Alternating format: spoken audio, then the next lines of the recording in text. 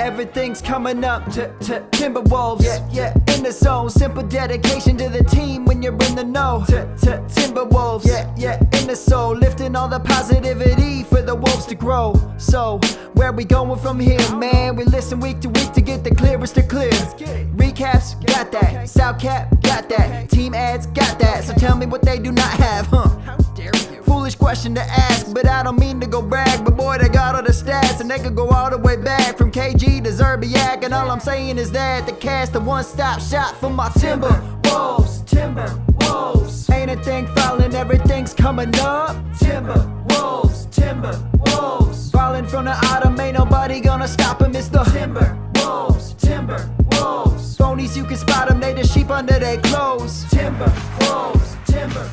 He's the spectacular shooting guard from the Minnesota Timberwolves, making his All-Star game debut, Ant-Man Anthony Edwards.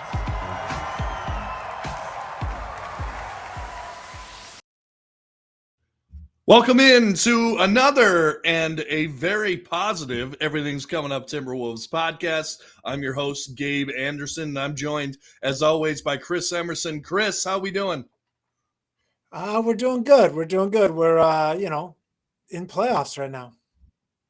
Yeah, absolutely. With how packed the West is, every game feels like a playoff game right now, and couldn't be tighter than that. Obviously, if maybe you went on vacation or something and don't know, Timberwolves have won 3 straight games on the road, all on the West Coast, all in California. So basically, on the California drive-through, they basically swept the entire state. So let me ask you this. I know that the Wolves have been on like 1 or 2 5-game winning streaks so far this year. Has this been the most impressive Wolves run so far this year, would you say?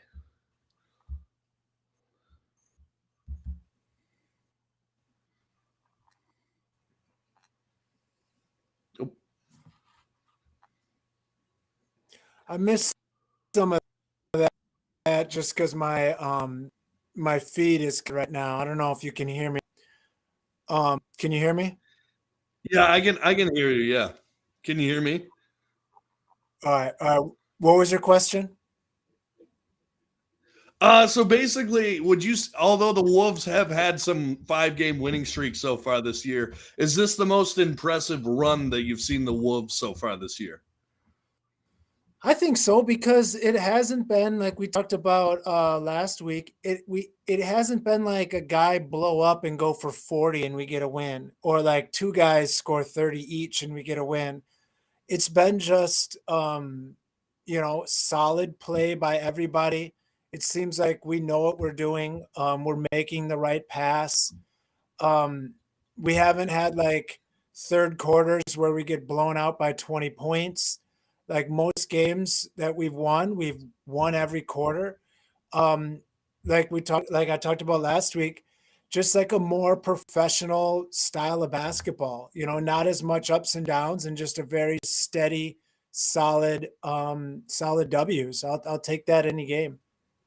Yeah, absolutely. And we came into, I remember we talked last podcast, basically, like we were talking about like when's Cat gonna come back, and is this team a legit playoff contender and stuff like that. And I remember talking and saying, I think that this next week or so will determine a lot of what's going to happen with this team. And if this is any indication, I think we're off to something good right now, because I mean, it felt like every single one of those LA and Sacramento games we could have easily lost, but I feel like we found ways to win, and a lot of that I think is attributed, particularly in the Sacramento game, to the play of Nickeil Alexander-Walker and Mike Conley as well. What have you seen out of Nickeil? Well, we'll start with Mike Conley. What have you seen out of Conley? Then we'll talk Nickeil. I mean, he does everything you're supposed to do. I mean, that's what he literally does, everything D'Lo doesn't do. Like He's not going to take the quick shots. He's not going to give you a splash 35, 40-point performance very often. But as Rivers and Anthony Edwards were talking on this, and I mentioned it last week, like if the ball swings to him and he doesn't have action, he gets off the ball and swings it to somebody else. He moves it. And down the stretch in the Clippers game was very obvious. He was shutting down Westbrook on his drives, like defensively stuffing him, hit a couple big threes. I mean, just making the right play at all time. He was chasing Beasley the whole game. The Clippers game to me was one of his professional wins that kind of made the whole team. I wrote it down after the game. It's one of those games that's just like a momentum builder because everyone's like, oh, we are this good now. Like we can win this ugly game where maybe Anthony Edwards doesn't go off. Didn't go off versus the Lakers either, and we still won. You know, and I wouldn't say, I mean, he had a good game versus Sacramento, but I mean, who closed the game with a big three and a big layup was Conley. I mean, he's doing everything that we asked him to do, and it sounds like him, and I've already heard Anthony Edwards talk about him and Conley hanging out and doing more stuff than I've heard about him and D'Lo doing the whole time that D'Lo was here. Does that mean that, you know, him and D'Lo didn't hang out? No, but I didn't hear about it. So, I mean, that doesn't mean it didn't happen. It's just all that I know. So I think that Conley and his professionalism with Rudy Gobert and Slow-Mo and Prince, and those guys now are the majority of the roster. And the guys like we talked about in years past on here, where it felt like it was Cat and D'Lo was one click on the team, and then the rest of the team was the other group. Now there's no other. Now it has to get on board. He was recently, you know, on social media, was talking back and forth to Ant, something that he hasn't done on social media before.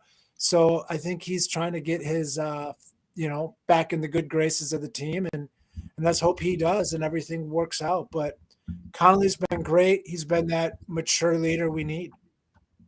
Yeah, absolutely. And what I've seen out of Conley is, I think I saw a stat like he's shooting higher than 50% on catch and shoot threes, which is exactly when you have a guy that penetrates as much as, say, Ant does. It's someone who can hit down a catch and shoot three. That's absolutely vital. And he's playing good defense. He's not the defender he used to be, definitely. But I mean, he's playing well enough, and I think it's an upgrade from D'Lo defensively. And like we were saying, a couple, like I think what during the D'Lo Conley podcast when they made the trade, yes, D'Lo at this point in his career is a more gifted offensive player, but I feel, and there's no denying that, the upside for a game is more. There's more upside offensively for D'Lo in a game than there is for Mike Conley. With that said, Conley fits the system better, and the floor is better for Conley as well. You know, now you're not always going to get 24 points out of Mike Conley, but you know you're going to get about 10 to 12 points, maybe 7 or so assists, and some solid defense. So and no turnovers usually. Yeah, and he got some turnovers early. I think that was just trying to figure out our system a little bit in the early games. But yeah, he's been good with that as well. Let's turn it over to the other piece that we got. Many people thought it was just a throw-in, but he's definitely meant more than that. I don't know if we win the Sacramento game without him. Nickeil Alexander-Walker, who since being traded, I think is shooting over 50% from three. What have you seen out of him? Love him. I love him. He's everything it's everything we need for a six man. I heard Dane Moore talking today, and he said it's kind of like Austin Rivers and Noel mixed together. You get the defensive Rivers, and you get the offensive impact. And what's surprising some people, and I only know this because when I remember his name because he's got a big long name. From having some big games here and there. But I I'm not going to say I followed his career, But when we made the trade, I went in and just kind of was looking around to see what people thought of him. And there was tons of websites that were saying he's like this buy low candidate for a lot of teams to get wings. Young player, has had big games, has never really had a chance to show what he has. And I mean, he looks like he might be our backup point guard next year. I mean, he's doing everything you need to do, and his passing has been great. He showed instantly, like game one, a better rapport with Rudy Gobert than any of the guards that I've seen on our roster all year. I mean, just simple drives and like lazy dump offs. Like if Anthony Edwards would do that on so many of his drives when there's 5 guys around him, just do a 3-foot pass to Rudy for a dunk. Like simple plays. Walker's been doing, and it's been great. So I mean, I'm all for the kid. He's a restricted free agent, so we can match what anyone wants to pay him next year. So more than likely, we're going to have him for a handful of years, and I think that's great. Yeah, particularly for someone that was seen as a throw-in in the Conley trade. I mean, that's great because I feel like as much as a lot of people love Jordan McLaughlin, he doesn't have the offense. He's too small. That's one problem. So he can't really attack the basket. Some of the time he can, but not always. And B, he doesn't have he's great on defense. He's a great, let's sort everything out. But you can't expect him to hit a bunch of threes. You can't expect him to get hot. Like I think he did one game this year against the Miami Heat, but you can't expect much out of him. So I like him much more as like the third guy, like change of pace. Yeah, change of pace kind of guy. Maybe if things are going awry and we're out of system, maybe to get us back into system kind of thing. But I don't know. I don't see Jordan McLaughlin as a backup point guard on a contender. I really don't. And if Nickeil Alexander-Walker can be that, great. And also what's been great is not seeing Jalen Noel on the court. Now, he's had good games and bad games this year. It's pretty clear that we're not going to try to sign him in the offseason. I think that's been made pretty set in stone after us not playing him much. And not if we can have a guy that doesn't turn the ball over like Jalen Noel and has some of the offensive prowess of Noel and doesn't take dumb shots like Noel, I mean, the offense just goes so much better. And even that, I mean, not even the outcome, just the fact that he works so hard, Neil Walker. I mean, he's working his butt off out there. Like there's plays, he almost strips a ball, then dives for it, gets back to his guy, helps out on defense, gets his hand in there, knocks the ball away for a steal, gets down, and then hits the corner 3 because he hustled down there. Like just that sort of Vando type work ethic that was contagious last year, I think is going to help. Conley was in an interview recently, and they asked him about just this team and what he's noticed so far. And he said, this is the first team, and I want to say he said ever, but maybe he said in a long time, where everybody's defending. Like everybody on the court is working hard on defense. He's like, I haven't had that in a roster I've played on. I thought he said ever, but he might not have because of Memphis days. They were decent defenders, but they were playing defense in Memphis, at least for part but there might have been a guy that wasn't. He's saying every single player is doing it, like all 5 guys are all working hard. So that's beautiful to see. And it's beautiful to hear from a guy like that. Right. Yeah. And that was interesting. That was interesting too. I saw that quote as well. But it was interesting to see that from a guy who played in such a team that was known for defense in the hard-nosed Memphis Grizzlies of Marc Gasol, Zebo. Who was that point? Was it Tony Allen, their point guard, like their backup? No, well, Conley was a point guard, but yeah, Tony Allen was there. Tony Allen, just hard-nosed guys. They worked hard. Yeah. So it's definitely good to hear that. And also we've got to talk about the other guy Now we've had him for much longer than we have Conley and NAW, but man, and I don't know if it's Mike Conley. I don't know if it's him gaining more confidence. I don't know. Maybe it was. Maybe part of it's the week off that he had to get accumulated with the team, but both on offense and defense, Rudy Gobert is looking great. He looks fantastic right now. You know, and I think it's probably a little bit of all that. Like he definitely has seemed like he might have been a little dinged up. And remember, he came right from playing international ball, like into the finals of EuroLeague, right to here. So like he had no off season. A big guy like that with all the pounding he takes up and down the court, like his legs are going to be sore, but he looks great. And I think, you know, I don't want to beat it to death, but D'Lo went out of his way to make it not successful for Rudy Gobert, not only in the locker room, but on the court. Like everyone was killing Rudy Gobert for his bad hands and stuff. And I've been saying it on here forever, like, don't throw a bounce pass at the knees to a rolling 7'1" guy.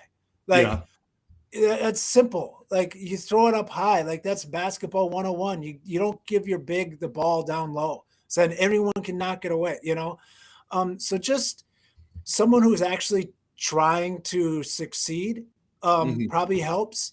And, you know, Rudy Gobert probably, you know, getting some of that stress out of the locker room might help too. But, you know, I think winning, when we win, people tend to not pay attention to Rudy Gobert. When we lose, Minnesota fans want to point at him. So all these wins kind of help mask it. But, yeah, give me 16, 14, and 2 every game, and I'll be happy. Yeah, absolutely. And it's starting to look like the guy now. Now we can talk about all day. Oh, Walker Kessler is great. Oh, we gave up Beasley. We gave up too much. But the reality is we don't have those players anymore. So we got to assess the ones that we do have and talk about them. So, I mean, like, man, he's been great. He's also, I don't know where this came from, but it's almost like he's almost building a post game right in front of our eyes. Like there's a couple times where he's gotten the ball in the post, maybe shakes the guy to the right, to the left, goes right, and just creates offense for himself. Now, that's not where most of his buckets are coming. Most of them are coming from uncontested dunks, but even uncontested dunks, I mean, he's going right at guys and slamming it right down their throat. Yeah. He took Paul George and buried him in the post in that Clippers game. Paul George was switched on him, who's, you know, every bit of 6'10", 6'11". He's a big Paul guy. George. Yeah, he's big. He's strong. And he just, you know, crab dribbled 3 times and buried him in the post and you know, hit a layup. So, I mean, if we can get that sort of Rudy Gobert, and more importantly, if we can get guards that are willing to get Rudy Gobert the ball where he's elite. Like, here's the deal. You're not going to post up Steph Curry. You're also not going to, you know, have Rudy Gobert isolate from the 3-point line. You know what I mean? Like, get the guys where they're the most elite and feed them the ball there. So let's keep doing that. And when Karl Anthony Towns comes back, hopefully he can plug in and everything can be smooth. Yeah, let's talk about that a little bit. First of all, and I know the answer is you probably don't know, but have you heard anything about him coming back? Like I heard through the grapevine today that, what were they saying? The 12th is what we were hearing. I don't know what game was that. Is that the Atlanta game? I heard that somewhere else. No. 12th is Sunday. Let's see. So let's just talk. The good news is for Cat and him coming back. Okay, so the 13th is Atlanta. I've heard from a couple places Atlanta is going to be the first game. Okay, all right. So 2 games. That's the good news for the Wolves in terms of Towns coming back. They only have 2 games this week. Yeah. So I mean, they have time. They have time to practice. Yeah, that's why I know it's hard to schedule and stuff. It's hard to schedule an entire league and what's available. Like, for example, we just saw the women's Big Ten tournament was in town. So that's obviously why the Wolves were on the road. But it's interesting, like, to have back-to-backs and then have like Tuesday to Friday off and then the whole weekend off. It's interesting how all that is scheduled. I guess it's just a stadium availability and other teams. It's got to be a nightmare scheduling an NBA season. It's got to be a nightmare. Well, they went out of their way over the last 3 or 4 years, maybe 2 or 3 years, to get rid of like the 4 games in 6 days or the 3 games in 4 days kind of thing, which has been fine. But the problem is when you used to have 4 games in 6 days or whatever, a lot of times after that, you'd have 3 or 4 days off. Yeah. And that's when you get practice time in. That's when your body can really rest up. Now it's pretty much just like every other day with a couple back-to-backs in there.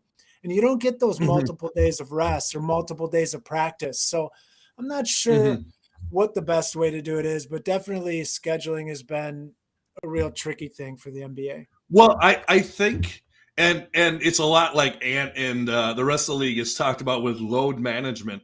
I think they think, oh, if we schedule 3 out of 4 games and some of them are on the road, X player won't play in X arena, and then the fans won't be able to see like Trey or LeBron or LeBron's hurt obviously, or George or Kawhi. So I think that has a lot to do with that.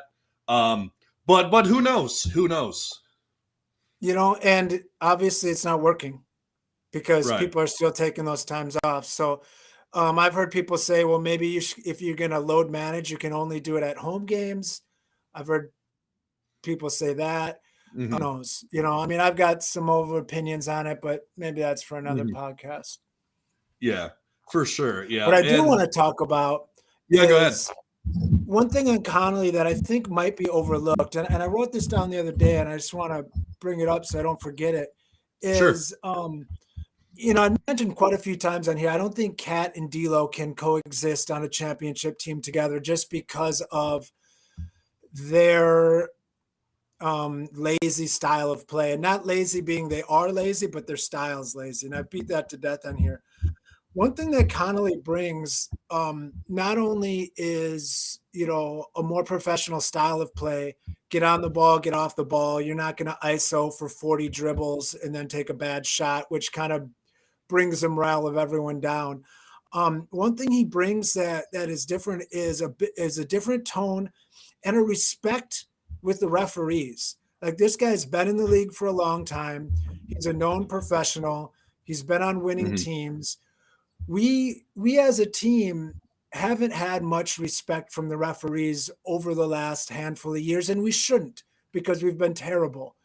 But if we want to start winning in the playoffs with a guy like Anthony Edwards, who takes it to the hole so much, having a more respected organization and just team as a whole, like I read the Donnelly book, a handful of, a decade or so ago, and those refs have very, very real opinions on certain teams, and they ref them differently.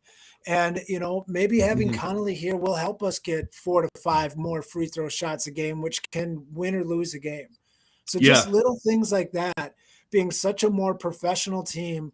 I've noticed Ant isn't bitching at refs as much like he used to when Cat was there and when D'Lo was there. He still yells every time he drives. He does. Hey! Yeah, he does that.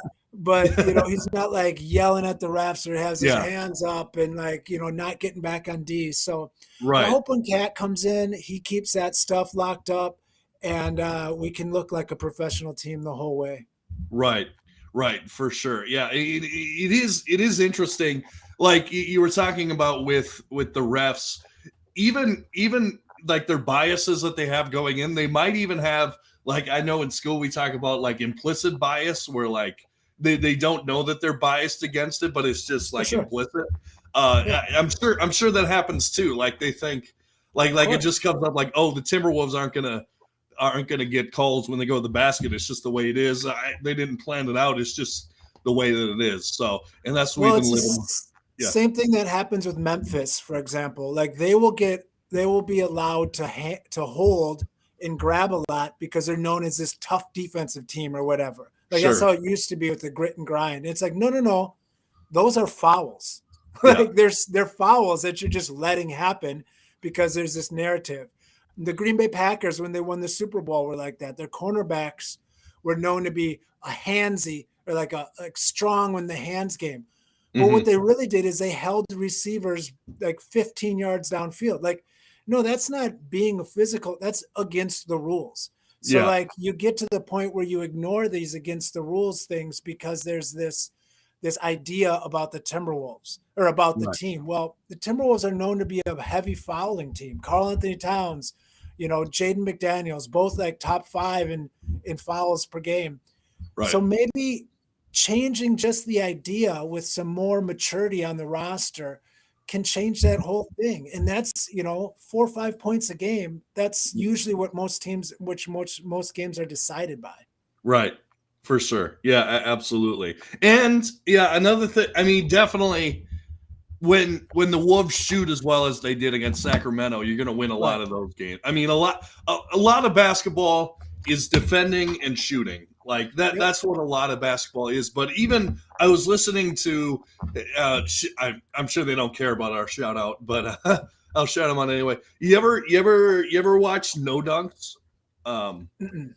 Okay, it's basically what they do is they're on every day. It's through The Athletic, and basically they talk about, they take the first half of the day to talk about the games, and obviously this episode was the weekend as a whole. And what they said was the Wolves, they're winning with defense. And when was the last time? I mean, we're top 10 in defensive rating.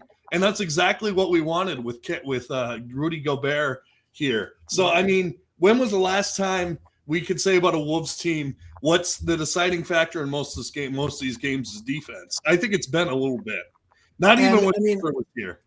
Last year we were pretty good on D, but it was all kind of smoke and mirrors because it was mostly turnovers. We were forcing a lot of turnovers, and that's different. We're just straight locking people up. Like we're getting 24-second shot. We're shutting guys down. And I mean, that's huge.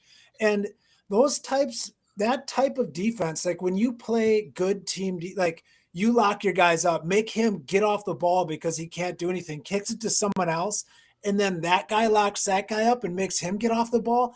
That sort of energy has to feel like fuel, like gasoline in the tank to these players, and makes them want to lock up the next time down.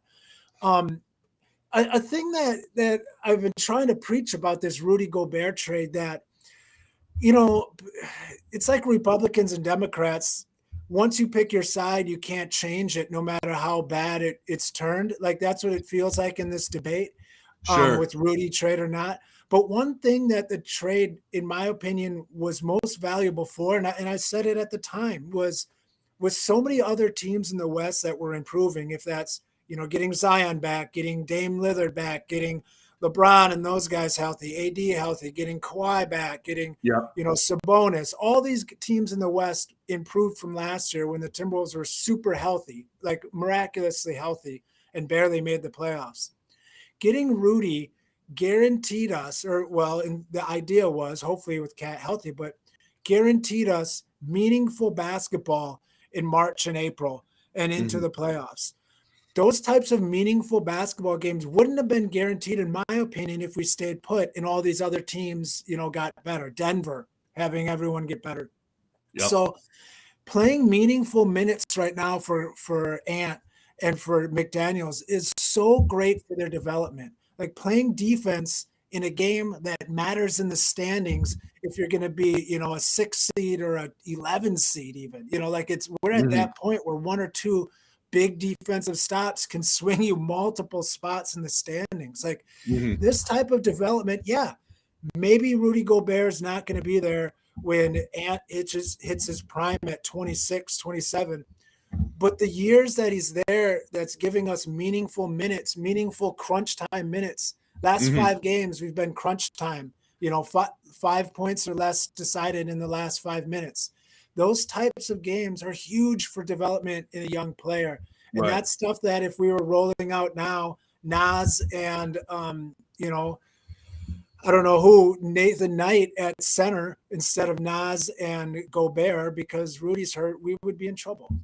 Mm-hmm. Yeah, absolutely. And I think like even the Sacramento game in particularly, like I think that Chris Finch saw, hey, Nas is getting beat by Sabonis a lot. Maybe I should put on our defensive stopper out there and shut down Sabonis. Now you can argue, oh, he didn't shut down De'Aaron Fox in crunch time, but no one slows down De'Aaron Fox in crunch time. He's one of the best. Heater, dude. He's been on a heater for the last like 8 games. It's like over 30 points. We're the first time he wasn't over 30 points in like 2 weeks. Yeah. And so I think here's a question I've been wanting to ask you for a long time, actually. If let's say the Wolves didn't make let's say they didn't make the Gobert trade, right? And Cat still goes down, whatever, what was it, like 20 games in the season? Yep. Where do you think the Wolves are now? And let's say 12. Let's say the Conley trade still happens. 12. 12? Okay. 11 or 12 seed. Okay. Yeah. I mean, we historically win at a 26% clip when Karl Anthony Towns isn't there. Mm-hmm. I don't think there's anything that says that would have been much different this year. I mean, Anthony Edwards is playing better this year than last year, but it's not like he wasn't on the team last year. Right. We won at a 26% clip without Karl Anthony Towns. Mm-hmm. That's probably about what it would have been. And that's about at, top 3 in the league in the draft. Like that's terrible. Right. We're winning at a 50% clip without Karl Anthony Towns right now. That's we got difference. I saw we have like the second best record since what was it? The second best record since the new year. Yeah, that's incredible. That's all without Karl Anthony Towns. All without an All-NBA player. And with how bad the new year started with that or the last year ended with that losing streak and that loss to Detroit, we come around, we beat Denver at home severely shorthanded. Yep. And then go on a little bit of a run. Now it's been a roller coaster since then, but still, I mean, like 18-11. I mean, if you start a year 18-11, you're a top 4 seed in the West. Yeah. I mean, it's not crazy to think for all the people that said this was such a terrible idea, Rudy Gobert trade, fire Conley, Finch should be out on the street.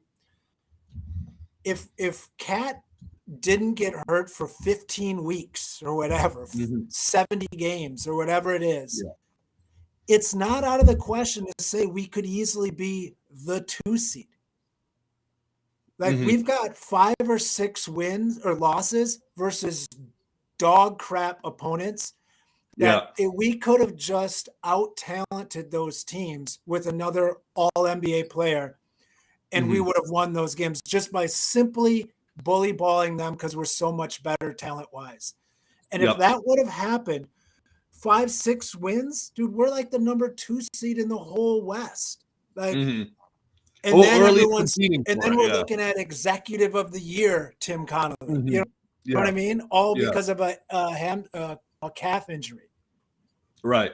Yeah, I think I would say Cat is probably good for at least, now this is at least this year, I'd say at least 4 wins like you were talking about. For sure. And if you add 4 wins, that's about 6 or 7 games over 500. And like you're saying, we got a booster over the Mavs. We're probably over the Suns right now at this point with how they played.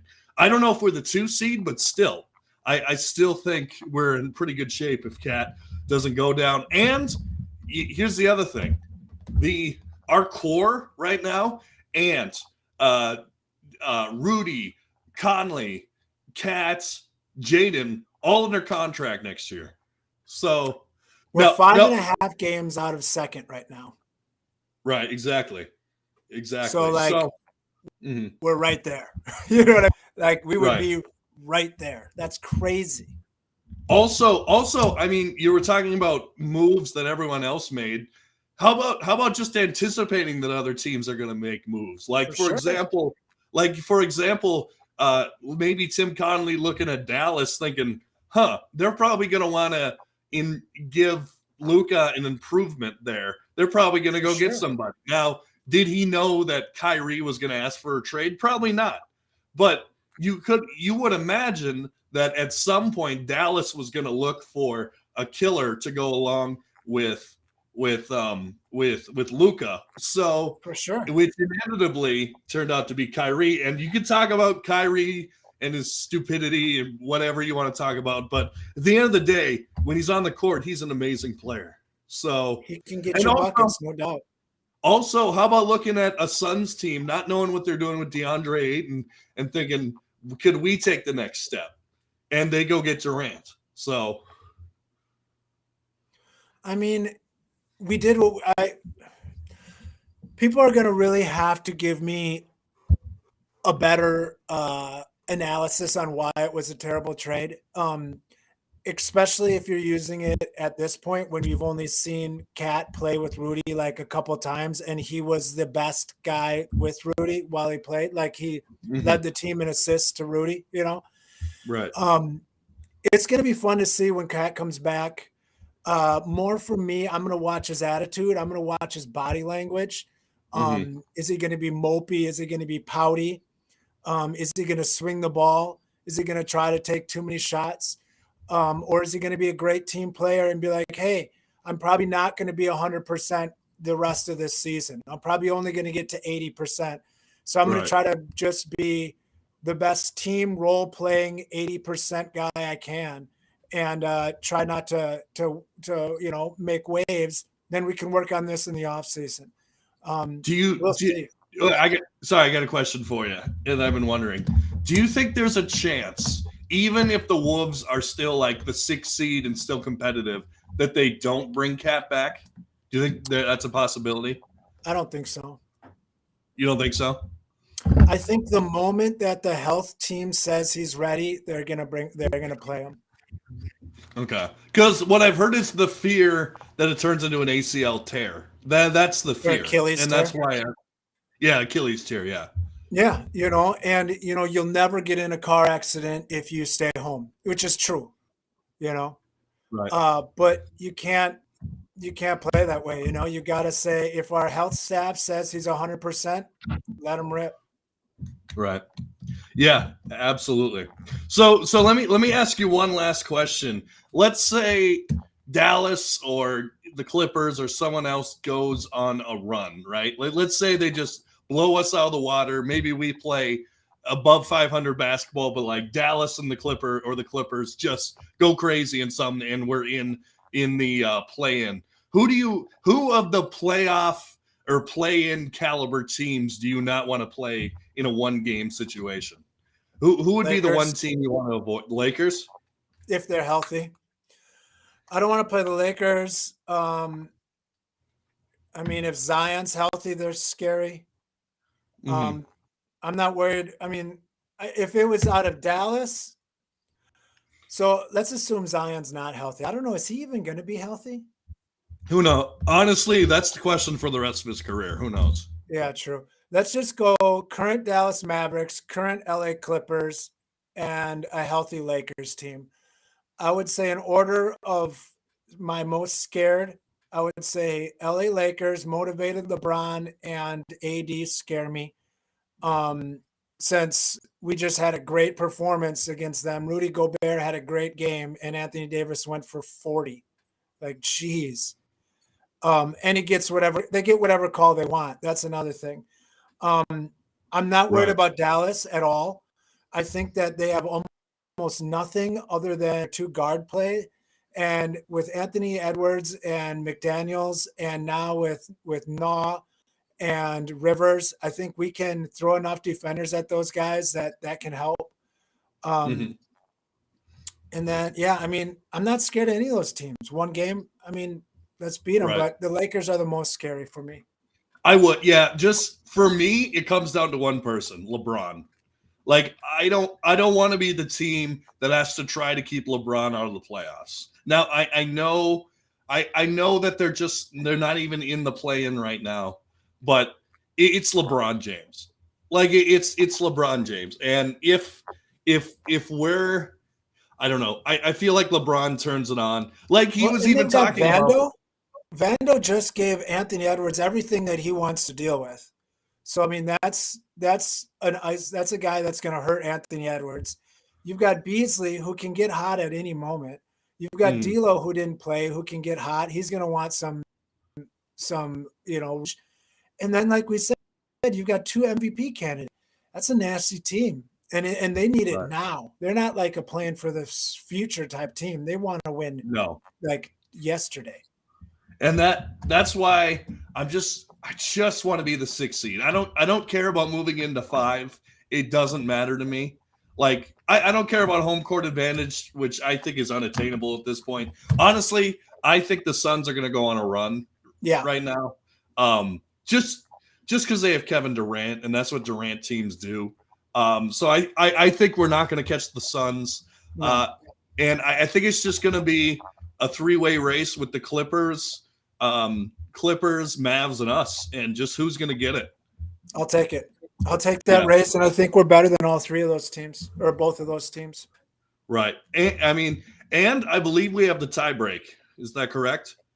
We should at least over the Clippers. Yeah, I think we do. Because we had 2 straight home games against the Mavs. I went to the first one. We won. The first one, lost the second one. And then we went to the Mavs and beat them. Or was there a game I'm missing? I don't remember. I think that sounds right. Okay. And then right now. And then the Clippers we beat at home when they were not their best player was probably Zubats at that point. They were missing a lot of people.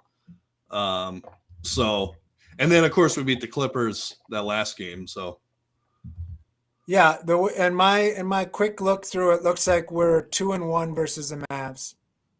Okay, there you go. All right, so we got the tie break, so a little bit of excitement there. And man, I would love it if it didn't work out in Dallas. It's not gonna. Kyrie Irving's gone in this off season. Yeah, I agree. And then I don't know. Like a lot of people question the Rudy Gobert trade. They got to be questioning the Kyrie trade at this point. I think some of that was getting off like Dinwiddie's money. I think they realized that was not going to work, and some of it was just getting off those contracts that they didn't want to keep paying, even though they weren't big contracts. Some of them, I think they're going to use that salary space and just kind of try to rebuild from that. But or maybe do a sign and trade or something to get some assets back. But yeah, I mean, this is a one-time deal. I think make one run. Right. I think it's the definition of a rental player, and you will have to see what happens with that. But hey, man, if we can just get into the playoff, I mean, if they win it, and it might be different. Right, for sure. Well, I think we're gonna put it there. Actually, so upcoming. Excuse me. So upcoming schedule, we got kind of a light week. Could be a tough one tomorrow. Philadelphia at home, but who knows? And then we got Brooklyn, and then the Hawks. So all winnable games, particularly at home. So we'll have to see. But Chris, thanks so much for being here. Yeah, no problem. I'm excited to see Rudy versus Gobert. Embiid. Yeah, I'm sorry. Embiid. Yeah, Rudy versus Embiid. I think that's going to be fun to watch because Embiid's an absolute colossus. So that's going to be fun. Absolutely. And this is the Everything's Coming Up Timberwolves podcast. Make sure to like, share, and subscribe on YouTube and hit the bell so you never miss an episode. And give us a 5-star rating if you're listening on Spotify. And